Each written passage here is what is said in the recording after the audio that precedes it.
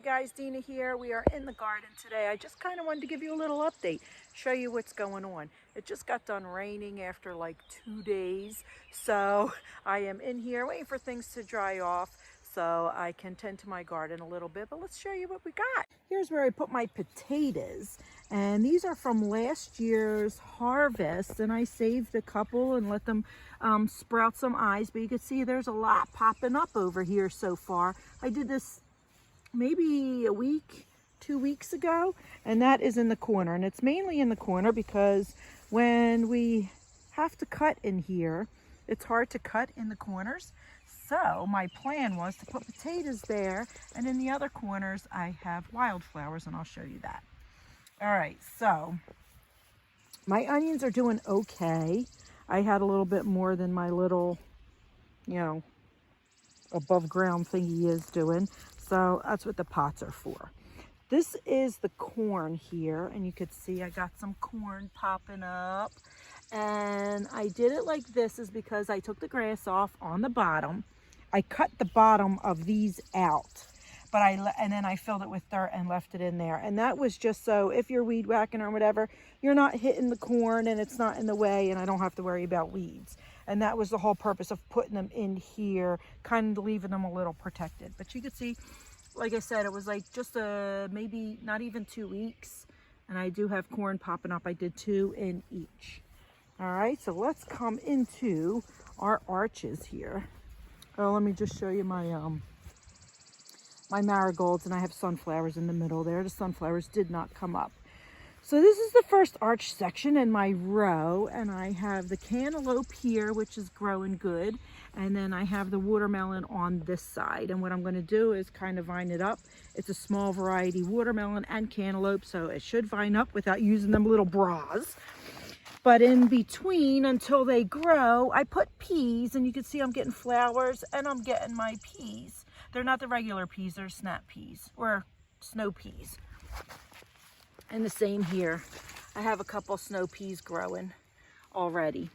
So here and here I have my cabbage, and you can see it's starting to roll. It's starting to look good. Let me get out of the light here. So that's my cabbage, and they're pretty big, and I started them from seed and they traveled with me and did so good. Catnip just to help with buggies and whatever. And then here is my cauliflower, and then I have a couple more cauliflower there, but then the rest of this row and this row is mainly broccoli. I have a lot of broccoli here. Now on this side, after the broccoli, right here are my Brussels sprouts, and you'll see little buggies are eating them. You can see all the little holes in there. And on this side, and I did it along a fence, a cattle panel, is my eggplant. And the same with this, I have a little bit of buggies on it. Let me show you. It's these little black flying things. I don't know if you could see them on there.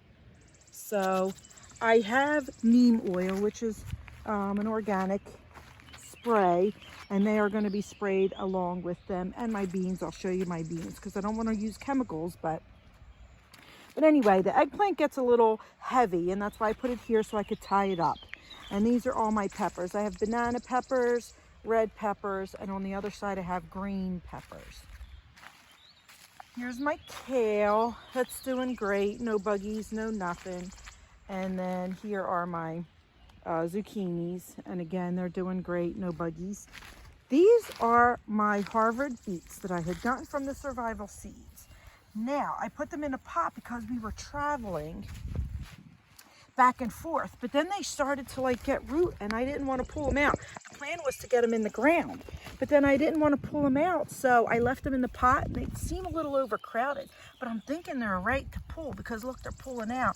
So I think I'm going to pull some out now because it's already coming out. Ugh. Oops. Look at that. I got myself a little beet. And then it gives maybe the other ones a little bit more room in here. Like this one's popping out too. A lot of them are. But I might leave them just because they don't look so big around. I don't know if you could see it. They don't look so big around, so I might leave them. But I'm going to take this one and take it in. Okay, moving on. Along this wall is where I have my green peppers. And again, it's so I could tie them up if they get heavy. And then, let me start back here. So these are all my string beans. They're bush beans, not stringed, but you could see same buggies. And like this one is little and buggy, so they all need to be sprayed. But there's a lot of beans. I think I have 26. So it's going to be a lot. I'll be able to freeze dry. And as far as tomatoes, I have paste, Roma, cherry, sun sugar, and a regular beefsteak potato, or tomato, I'm sorry, tomato. And they're of course on the line as well, on the cattle panel, so I could tie them up. I always let my tomatoes get like big and bushy and leave them go, but this year I am not going to. I'm going to trim them up. As you can see, they're already, you know, some of them need to be trimmed up, so I'm going to be trimming them up.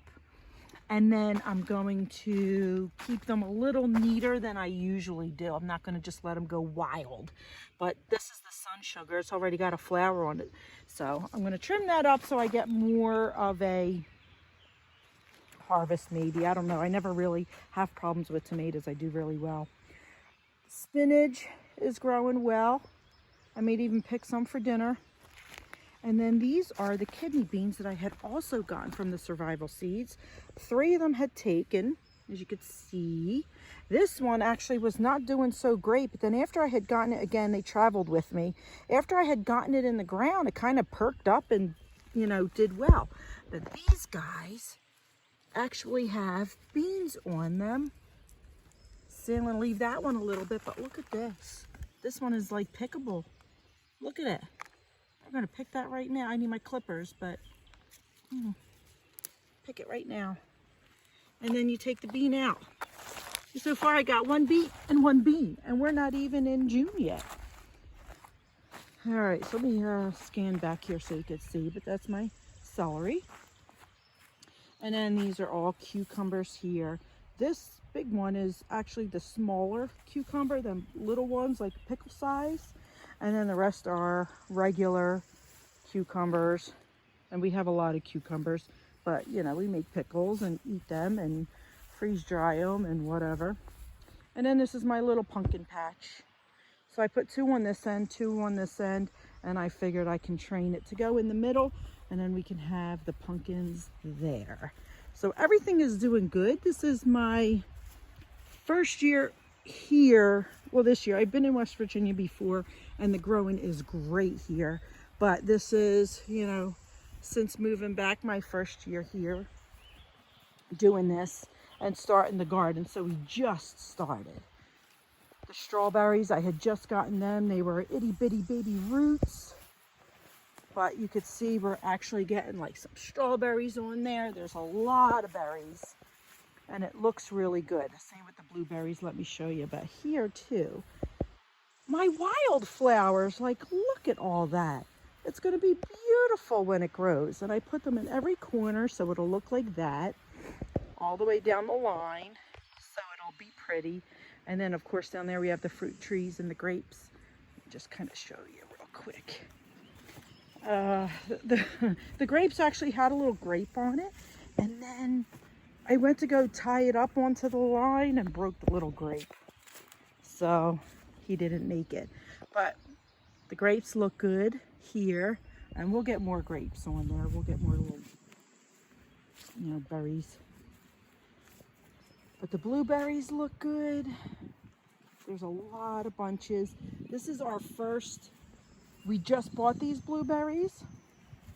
So I know the first year you are not supposed to pick, and you were supposed to cut the flowers off, which I did not. But look how many blueberries are on here. I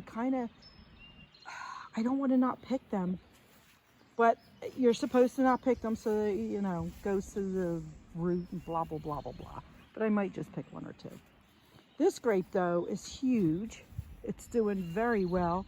It's climbing up like it's supposed to. We only put 2 rows. I don't know if you could see 2 rows here, and then we'll add the other one as it gets big if we need to. But you can see this guy is already trying to make it to the top. But they also look good. And then of course just my fruit trees. Behind me I have my elderberries.